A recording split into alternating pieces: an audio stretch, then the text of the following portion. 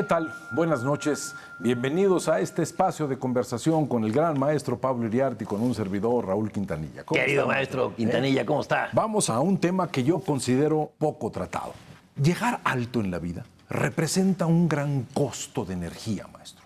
Cuando una gente desea profundamente algo, lucha tanto por eso, que cuando de repente llega a tener eso en las manos, o ya su conocimiento se quedó un poco atrás, porque estuvo tan obsesionado con llegar que dejó de estudiar y el nivel intelectual quedó en otra década y no se comprenden muchas cosas, o el costo y el gasto de energía de los órganos es brutal. Y lo que muchas veces no se sabe es que muchos presidentes han llegado al poder verdaderamente en situaciones lamentables, maestro. Así es, la gloria y la enfermedad. Y la enfermedad. Hay quienes pueden convivir con esas dos situaciones terribles de manejar. Yo sí creo que si a algo el ser humano no tiene derecho, es al peor castigo que los dioses han impuesto, que es la enfermedad. Y quiero poner primero un ejemplo. Un ejemplo que viene de la época de los 60, maestro. Los dos grandes seductores en América del Norte. En México estaba el presidente Adolfo López Mateos, considerado un hombre seductor, un hombre guapo, un hombre con presencia, un hombre con facilidad de palabra, era un hombre joven, vital, y era casi el fin del desarrollo estabilizador. México tenía un Producto Interno Bruto de 8.1, el sello de hecho en México era fundamental, y otro ser humano verdaderamente seductor, el gran héroe de guerra. El que lo veía decía, era un hombre guapo, representaba al espíritu norteamericano, John F. Kennedy. John F. Kennedy tenía todo tipo de enfermedades, maestro. Tenía enfermedad de Addison, las suprarrenales no le funcionaban, tenía ataques de depresión, tenía osteoporosis, la famosa mecedora donde él se sentaba a pensar y a platicar con Robert Kennedy para decidir el mundo, no eran más que un pretexto porque no aguantaba los dolores de columna que tenía. Estos dos seres humanos representativos de lo que significaría el lujo del poder como tal. Uno tenía la cabeza llena de aneurismas, padecía migrañas terribles, tenía que encerrarse a oscuras, le dolía muchísimo, que era López Mateos, muere en condiciones muy lamentables físicamente, y John Kennedy, independientemente de su asesinato, la condición física que tenía, le hubiera sido muy difícil poder llegar más porque verdaderamente estaba en estado lamentable. El poder, la gloria, como dice usted, les cobró un peaje muy alto a este gasto terrible que significa llegar. Y eran presidentes que aparentaban una enorme salud, maestro. Las migrañas del presidente López Mateos, que tenía que encerrarse a oscuras. Aneurismas. Aneurismas los cuenta Humberto Romero Pérez, el que era su secretario particular. Tremendamente murió, bueno, hace relativamente poco, unos 10 años, Humberto Romero. Y contaba él los dolores, enormes dolores de cabeza del presidente López Mateos, que no eran por los temas nacionales, sino por una enfermedad. Otro gran presidente que padeció una enfermedad de principio a fin prácticamente de su mandato fue François Mitterrand. Otro seductor. Otro notable maestro. Notable seductor y narcisista. Es indispensable para llegar al poder, maestro. Pero sí, pero hay excesos. De Mitterrand se decía que todas sus sucesivas convicciones estaban al servicio de su inconmensurable egocentrismo, de su monomanía de pensar en él. Pero él engañó a los franceses. Él nunca reveló su enfermedad, más que al final. La supieron manejar de una manera donde nadie estaba enterado, maestro. Mintieron. Además, uno veía a Mitterrand. Tuve la oportunidad de verlo varias veces, una en el Palacio del Eliseo. Mitterrand era de cera. Era el cáncer, un cáncer de próstata. Y a propósito del cáncer de próstata, dicen que por donde pecas pagas. No, maestro. Entonces, esa frase es condenatoria, maestro. Vamos a llamarle excesos del erotismo. Esa frase la oí en una de las casas de Pablo Neruda, que murió de cáncer de próstata. Él era, pues, Era tremendamente... un hombre que no conocía los límites en ese sentido. Sí, y esto es una parte, es una variante del narcisismo, ¿no, profesor? Es una variante. El querer poseer y tener a todas las mujeres más guapas, todas las que se acercan, es una forma de quererse a sí mismo, no de querer al otro. Fíjese que hay un poema del siglo XII que habla sobre la avaricia. Y la avaricia está a punto de ser condenada y la condenan y la queman en la hoguera y la avaricia dice, regresaré y siempre regresaré con los nombres de otros pecados para que no me reconozcan. La avaricia está en la avaricia sexual, la avaricia económica, el hecho de no poderte contener. Y si tienes esta avaricia, maestro, también sucede que una de las obligaciones de cualquier ser humano, líder, artista, intelectual, es la de poder elaborar juicios realistas, la de poder elaborar análisis y principios que te puedan sacar del caos, porque los gobernantes tienen como elemento fundamental saber que empiezan con un caos y tienen que entregar un orden establecido. Después de estos dos seductores aparecen dos seres muy peculiares. Un Díaz Ordaz, un hombre absolutamente paranoide, era un hombre aislado, era un hombre solitario, era un hombre endurecido. Dicen que tenía muchos complejos por su fealdad, por el aspecto físico. Yo creo que eso no tiene que ver con el complejo, tiene que ver con lo que sientes por dentro que está. Formado por Maximino, era un hombre irritable, con sensación narcisista de gloria, porque a él estaba empeñado en decir que salvó a México de la más grande catástrofe y que si no fuera por él, muchos no estaríamos vivos. O sea, en ese proceso, Díaz Ordaz.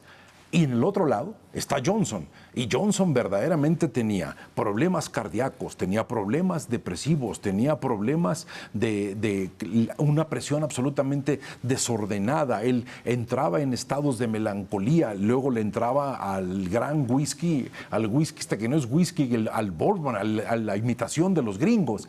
Y se les volvía loco en la Casa Blanca.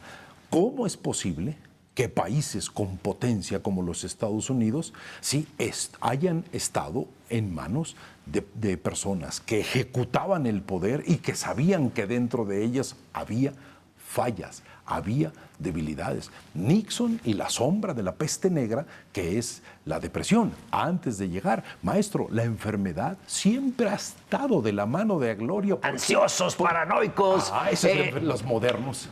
Sí, bueno, y los antiguos. Napoleón. ¿Sabe usted que Napoleón se ponía 2 frascos de colonia, de agua de colonia todos los días? Y también tenía una enfermedad, ahora que me acuerdo. ¿Cómo se la diré? ¿Cómo se las explicaré? En latín, eyaculatus precox.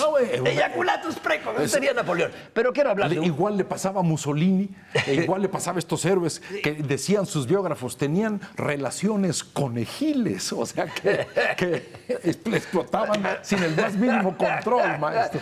Sí, pero, profesor, hemos hablado de gente, hablemos de un grande, Händel. Ese era un hombre enfermo que un día estaba creando música y cae como plomo en su estudio. Una apoplejía prácticamente general. El médico dice, tal vez logremos salvar al hombre, pero el músico ya lo perdimos. Y recomendó, se le paralizó todo, le dijo que había tocado el cerebro. Y le recomendó que lo llevaran a Aquisgrán. Aquisgrán, claro. A meterse, Aquisgrán, donde... A los baños calientes, sí, pero ahí se coronó. Bueno, a los baños termales que supuestamente eran curación antes, ahora sale uno lleno de giotes de todos lados. Sí, pero Aquisgrán, mal respeto. Aquisgrán, ahí está enterrado Carlomagno, el gran europeísta. El gran, sí. Y ahí se coronó la primera vez Carlos V. Pero bueno, lo metieron, había que meterse agua caliente, máximo 3 horas le dijeron, porque es lo que va a resistir su corazón. El tipo se pasaba 9 horas. A la semana movía una mano. A las 2 semanas podía gatear. Y luego salió. Y el tipo va y regresa a Londres y no se le ocurre nada. Y de pronto su amigo Jennens, un poeta, le manda un oratorio. Y lo ve en la noche y se encerró 3 semanas. Un arrebato de inspiración y crea el Mesías. El Mesías.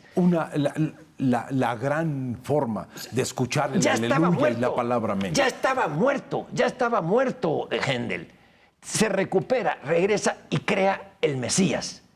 Y nunca cobró un peso por el Mesías. Lo debutó en Dublín.